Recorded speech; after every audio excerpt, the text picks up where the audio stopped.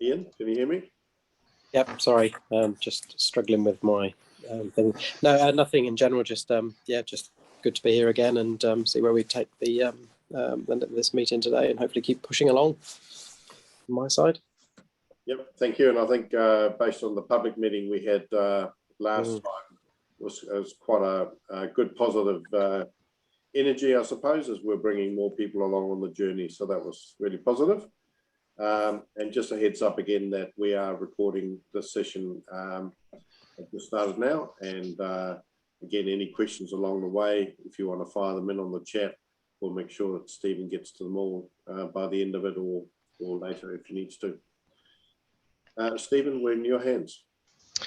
Okay, I will share my screen.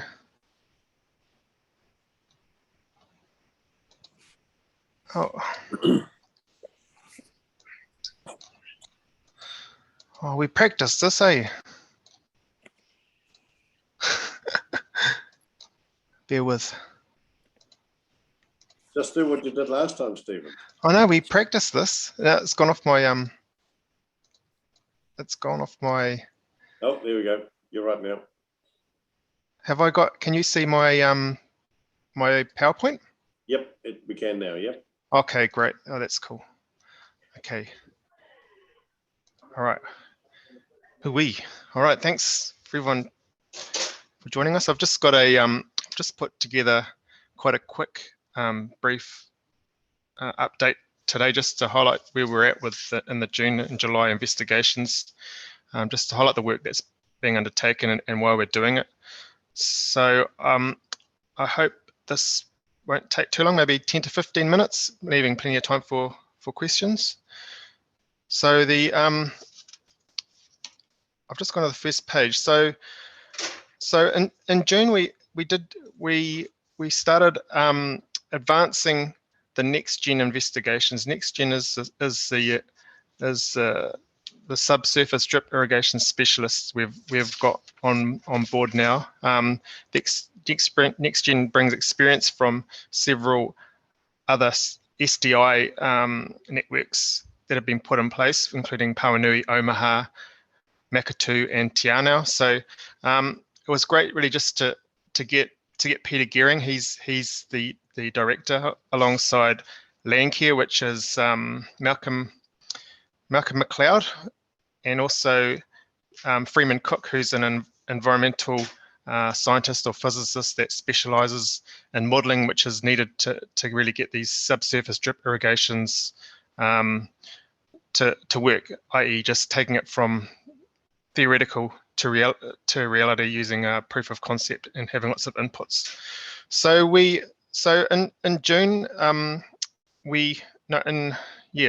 earlier this month actually, we brought the group together and we looked at 3 principal sites to allow greater theoretical scenario building, and just to prepare documents that allow us to approach the land users that we've been engaging with, just with something real to discuss. So we really appreciate the ability to engage with the land unit, these land users. Again, we're just going about this as in good faith, and at the moment we really need them more than they need us, and it's just great to have someone to engage with. We are, as you know, through the past reporting, we're principally focusing on public land, because that makes the sort of financially workable in the first instance. But again, as I said, it could be a mix of a bit of both that's needed for this. So the next steps now, after we did the walkover for the 3 specific sites, which I've just circled on the left diagram, there was a lot of sort of thinking on your feet, just trying to get a jigsaw puzzle together of how this may work in Raglan, and it's really great just to understand the thinking behind it. So I'm going to present some of that in the next couple of slides. The next steps are for Landcare to produce some of their soil investigations that would be inputs into some modelling. This will allow Freeman to do some it's just called wet up modeling, which is just preliminary sorts of studies which show delivery of water to root zones and allow you to get a workable sort of scenario together for discussion. And also we're doing some further studies now, or starting to get some lab testing on the particle sizes of the inflow, just to understand what the treatment side of things, how that's going to form part of the equation. We've got the discharge, but also equally we've got the treatment to consider here as well. So yeah, upon completion, it's time to present business cases to the secondary parties of those 3 sites. And a perfect world, we'd be looking to then start thinking about trials for proof of concept. Again, this is, with all this, it's we really have to think about what we're doing and why. And there could be a case of none of the 3 sites become available. Just either the land users say, "Yep, thanks. We're just thinking about the benefits versus risks, and this isn't for us." Or equally, the results might say that the effectiveness of the land versus the investment, it doesn't stack up. But again, it's still progress. It's still working through what's ahead of us, and I'm not feeling wobbly. It just means that we'll have to take additional focus. If that's the scenario that occurs, we'll just have to work through that and focus in other areas. I guess the one thing that really popped out to me is that I've highlighted this before, but in the diagram to the left, you can see I've just labeled allophanic soils, which is the more free draining soils, versus the weathered sort of clayey volcanic soils up near the reserves. So again, when you're looking at the growth areas and Raglan, and these are the populations that we are planning for and designing for, having an area on the cusp of that zone would be about 4 kilometres out, and I think that would be quite a prime area to consider. So again, this is just part of I'm just sort of put these slides together just to try and demystify what goes into subsurface drip irrigation methodology and putting a workable scenario together. And I've just taken this as just an example, only just looking at the Wainui Reserve. So when I look at that, and what was going through people's minds at that time was just the competing factors, or just the factors that would influence us. And it was just the thoughts of conveyance to a site, costs, the complexities, and the effectiveness of the site. So again, for instance, if it became, if that 6.5 hectares at the top area became available, you'd be looking for in the summer time or the dry months to be using it for nutrient management, where you'd plant it in a crop like lucerne, which is a nitrogen fixer, and then with that available, you'd be able to use the cut and carry process to remove the nutrients. The nutrients are a resource; they spark photosynthesis, etc. But they do have to be taken off the site to avoid over capacity of it. Well, I can't frame the word. It's you don't want to put too much. You don't want to enrich it too much with those nutrients. So again, when I'm looking at this, you'd say, okay, we know that it's a bit higher. It's 40 meters of pressure to consider. Again, that's sort of, you'd be thinking, okay, you can use a centrifugal pump, etc. And all this is sort of thinking about the cost part of it. 6.5 hectares. We know from the earlier reporting that 150,000 per hectare is a real cost to put the subsurface drip irrigation in. So around 975 for that. With this area, again, with the focus on public land, there's just different hooks associated with public land. For one thing, it's you can never presume to just say, oh, we're using it for this purpose. It's never the case. So there's different purposes there and different legislative things to work through and different departments to work through. From the Reserves Act, you'd have to go through a notification process for any type of easement or reserves management plan changes. But nothing's easy. It's just one of those challenges. And again, when you're looking at that site, you're thinking, okay, we've got the summertime nutrient capacity part looked at. Throughout this, we're talking about there's a change between when we get to the wetter months and the soggy months, when you starting to think about hydraulic management. And so that has some areas there that would be suitable for that side of things in the winter. Okay, so I've just put the last bullet point. So we're saying with a 6.5 hectare area, through this discussion, I've just highlighted that you need that in terms of the present flow for nutrient takeout, you'd need 24 hectares of usable area, and for future flows to 2050, the 35 years, you'd need an extra 18. So with the 6.5 hectares, you'd be saying you could take probably about a quarter of the existing flow during the drier months. And you'd be working along those lines. So you'd be looking for additional parcels of land also. Again, this is where it start introducing several parcels to make a full picture. And again, as an example only, I've just put the one area reserve against a different parcel. So for instance, a public area becomes available for lease. It's a 10 hectare site. It's further away, so you'd be thinking more about the distance for the network, also the head pressure. You'd be looking at for a series of centrifugal pumps, etc., which sort of add to the. You just have to keep that into the equation of affordability. So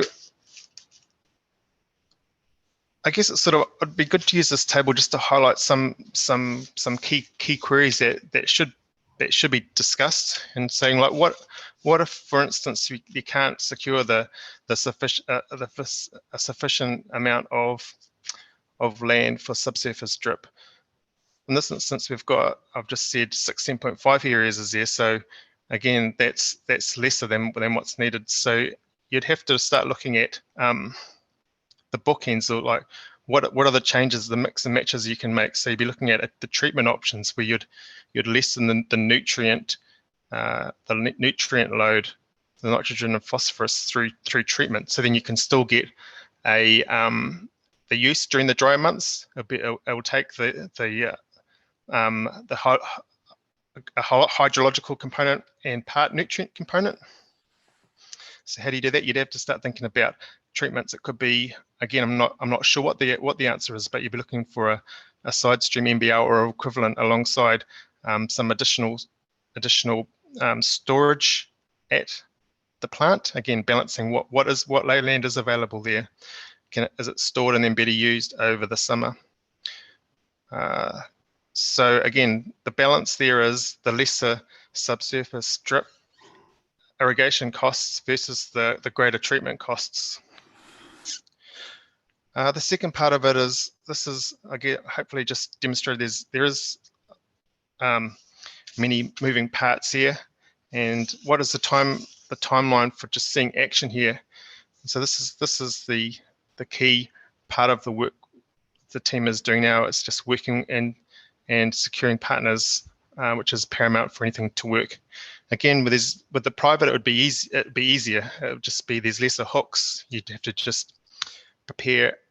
You do your AE, your assessment of environmental effects, and submit with the application.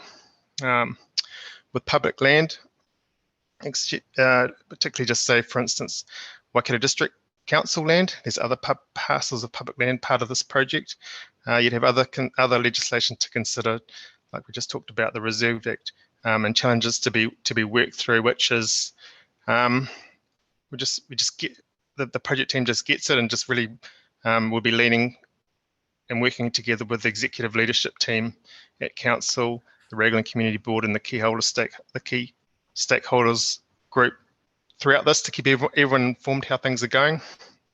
Again, a time frame, it's not going to be immediate, and it's unclear given the unknowns. So this is part of, again, ensuring we have keep a clear and update and just a clean line of communication with the Waikato Regional Council.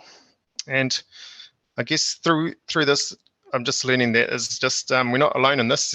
I've had inquiries from 3 other local bodies that are entering this journey as well, and just saying, how does it work? What do you do? And it's sort of like, okay, you just got to hold on and just keep pushing and work through the challenges as they arrive. Again, it's just becoming clearer in New Zealand that it's the direction of regional plans and the commitment that local bodies have to their communities to really consider new ways of treatment and reuse. So again, it's a bit of a quick one tonight, and I just hope that, I will have some more to bring next month. But I hope that's just a good taste, and happy to start the discussion. So I'm going to stop sharing my screen and sort of let you give it back to the chairman for a sec. Yep, thank you, Stephen. Short and sweet. You actually stuck to the 15 minutes as opposed to in the live session where you're 15 into about 45. Yeah, I was on a roll, man. Must have been. We've got one question already, which you won't be able to answer, but in fact, I don't know the answer to that either. John Lawson asked about the Wainui Reserve Plan, which I think is actually about to be finalised or adopted, isn't it, John? Yeah, I think you're looking at it tomorrow, as I understand it, on front with the Infrastructure Committee. It's the main part of the agenda. And I've just searched for wastewater, and I can only find it in submissions. I can't find it in the plan itself. Yeah, so I'm actually an apology for tomorrow. I'm at a different meeting with Waikato Plan, one of the workshops, work streams for that. So I'm not actually there for that session tomorrow, but I can certainly follow through on that, because I am aware it was discussed in submissions, and I'm not sure whether Ian or Stephen, you've got any further insight into whether this alternate use for the reserve was able to be accommodated. And you are on mute. Yeah, there has been raised in this meetings before about the reserve management plan, and as it wasn't this an ideal to present it, it is heavy going when you're thinking about what the purpose of the reserve management plan is, and introducing this concept to it. And I was saying, cool, this is a chance we have to go through exactly the same process of working with a partner here. And that's what we're doing as part of the studies we're doing now. It'll be to engage with the ELT, with the reserves plan, and some decisions will be made at that tier of management about what to do, and how to work through the reserve management plan process, which isn't a cycle. I'm not quite sure what it will be. I can add something to that, because I know a few weeks back I spoke with one of the councillors with regard to this, and it was around making sure that we could, or we weren't prohibited from discharging what we termed as reclaimed water. So if you do a search on the document, you may find reclaimed as opposed to wastewater. So we were changing the wording towards being more of a resource-based thing. So that may be a better search function, and you'll find something on that. But it certainly was the intent to enable us to discharge onto that reserve.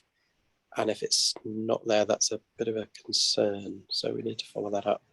Yeah. But I was under the understanding with the reserve management managers, reserve planners that had been in contact with me, that we were enabling it, and that's the last I heard. So, yeah, I'll follow up on that tonight with the chair of infrastructure, Councillor Patterson, and because I'm not there tomorrow, so I'll actually follow that with a phone call tonight, okay. that we don't, we don't end up missing an opportunity there. So thanks for raising that, John. Yeah. I suppose the other thing on that, I just had a note here from when we were talking about it too, the fact that I think the reserve management plan, the time frame that was on as well, you certainly know if we were to use it for the wastewater, reclaimed water, they said the change would likely require public notification, which triggers public consultation and process that might have had something to do with the time frame of that piece of work versus this piece of work and some of our uncertainties at the time. And I think also the wider users, because it's not just Waikato District Council, but there's something about other councils as well, isn't there, from Hamilton coming out and using it and so forth. Yep. I'll come to you in a minute, Lewis, but John, do you want to just come back? I see you posted another comment here. Too long for me to read. I haven't actually had time to read it. I just followed up Ian's comment about reclaimed wastewater, so it does appear in that section. But I've not actually read what I've pasted. So, I just know that it's in there. So I'm still reading it. You're quite right. At the end, it says council may investigate alternate land use such as irrigation of highly treated reclaimed wastewater. However, alternate land uses shall not impact on recreational activities that align with the primary purpose of the reserve. Yeah, is that good? It looks like Ian's right on that. So, yep. Yeah. Okay. Phew. Lewis.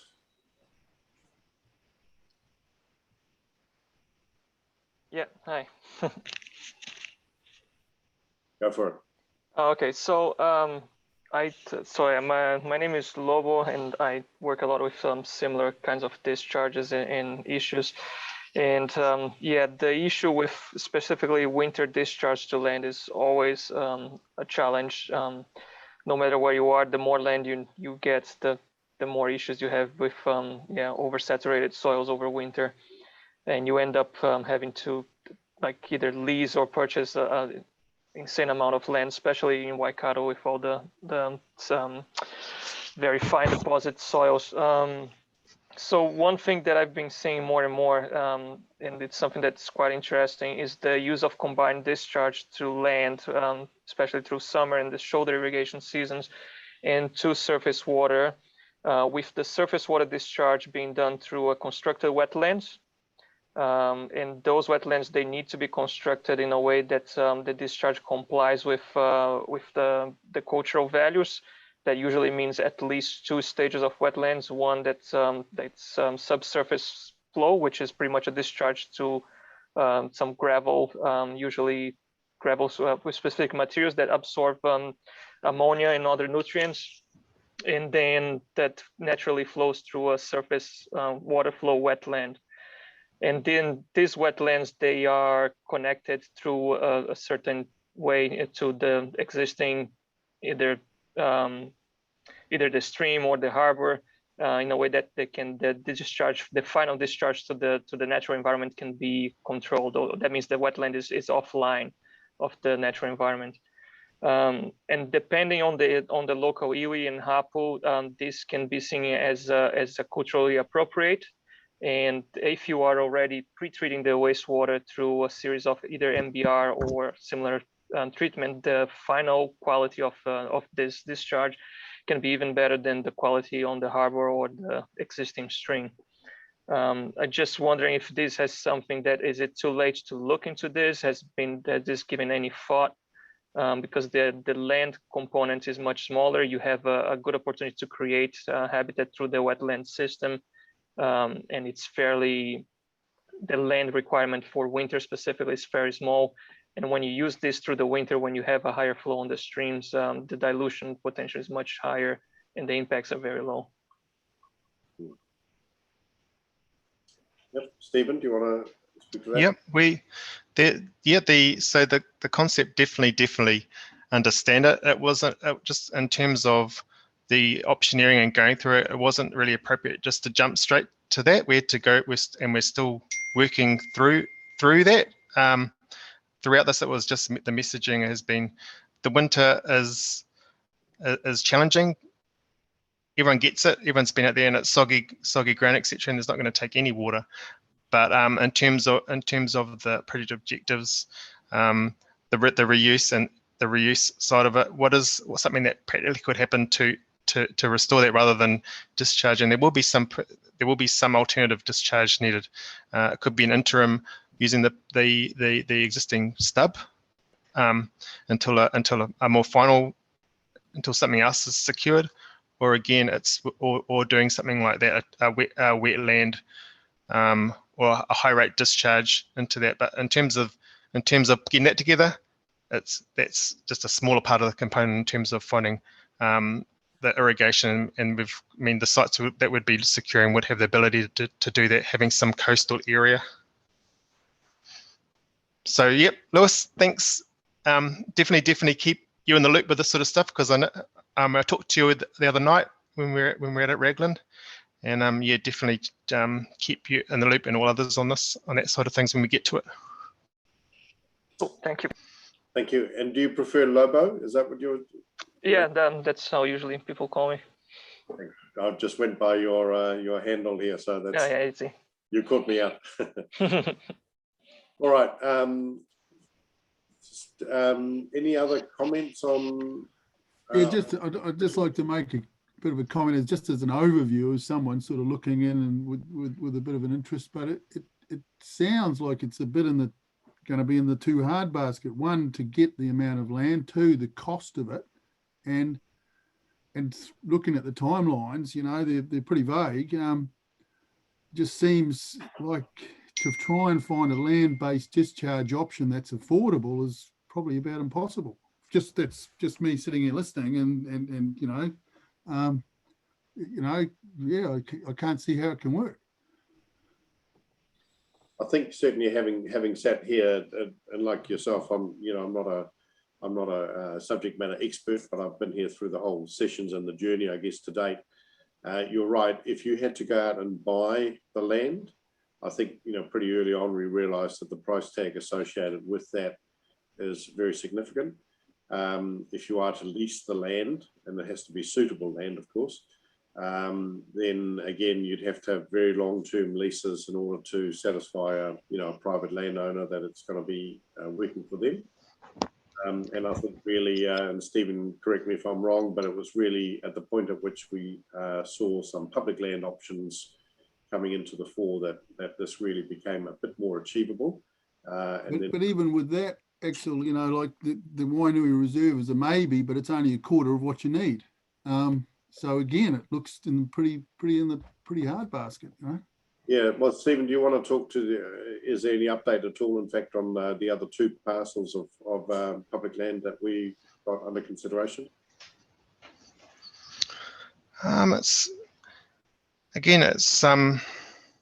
Yeah, it is challenging. It'd be easy just to go status quo, but it's not really. I mean, at the onset we set up some project objectives, and it was looked at cultural affordability, working alongside the community, etc. Yeah, Stephen, I was at that meeting, and I thought your presentation was excellent, and you covered the 7 options very well, and I totally agree with you on the discharge to freshwater.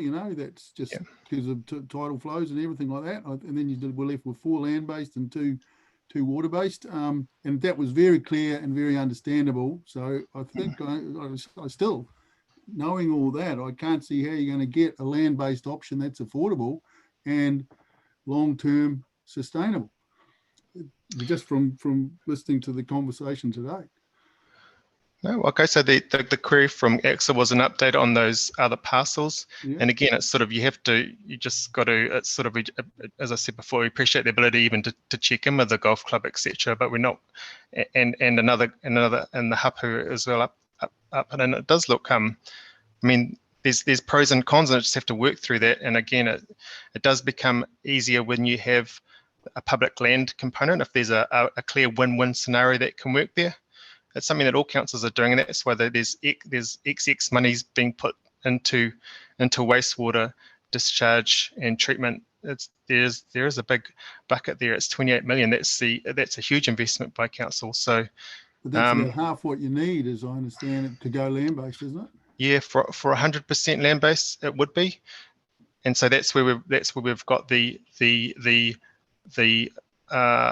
land-based with an alternative winter discharge because again, at some point in time, there's going to be a point where it's just not practical to put 1 millimetre water or no millimetre water to land. You'd have too much land.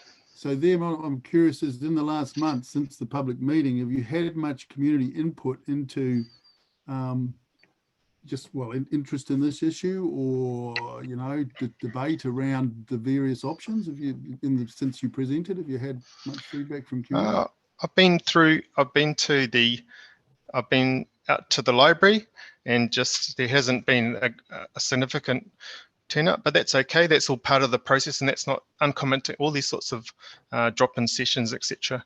When the people I did talk to, and throughout this, there's been 99% support for really going this to the nth degree, because just looking through the history and what happened last time, you can see again, everyone came in with the best intentions to find another solution, and it was hard. It was hard work back then. Things are advanced now in the year 20.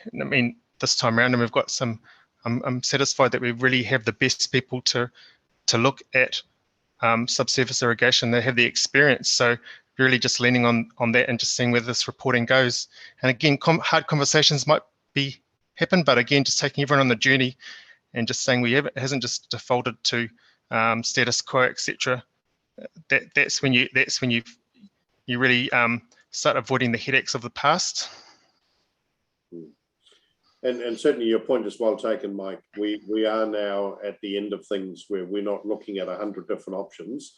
We're down to a few, and they've all got compromises. They've all got pros and cons, and not just financial, but practical, cultural, and so on. There's a whole lot of decisions, and some of them quite hard, which are coming up quite soon.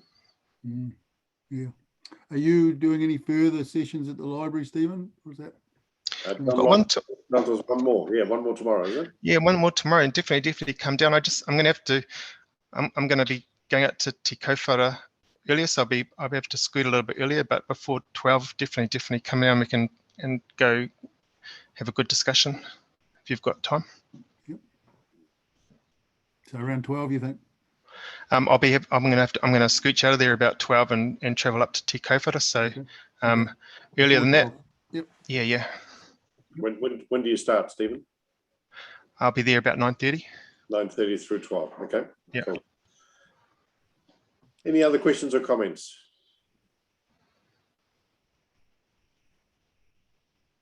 I'm going to say, Hugh, you've been uncharacteristically quiet. Are you feeling okay? You're still quiet. Yeah, still quiet.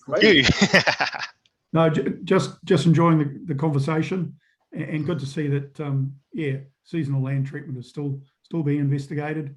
Yes, it's got some real fish hooks, but as I've said before at other meetings, other TAs in our region have implemented seasonal land discharge of wastewater during summer months. But of course, every site is different, and every site has different challenges. Right. All right. Well, Ian, do you have any final words of wisdom to send us home on? I'm all expectant now. I'm going to try and build you up here. I'm struggling a little bit, to be honest. No, I think we just keep on plugging away and just exploring. I know there's work going on with property group just to look at land opportunities, so it's not close shop. But I think we're going to come down closer and closer to a solution which may need a blend. But yeah, look, thanks to the water care team to keep pushing along and that work with NextGen. So it's good. And the input of Lilberto and others, that's great. So thank you. Yeah, thanks a lot, guys. And just to complement on what's been said, things like this, they usually don't have one solution. You're not going to find one piece of land that you're going to find and it's going to be all good. There are going to be multiple solutions on different sides of the problem, and it's going to be a combination of them that's going to be the optimum way to go. So yeah, a lot of work, and congratulations on the research and all the work that's been done. That's pretty good. Good. Well done. Indeed. All right. Well, that would seem a good place to wrap it up for today, and do take the opportunity to spread the word too on the final library session tomorrow.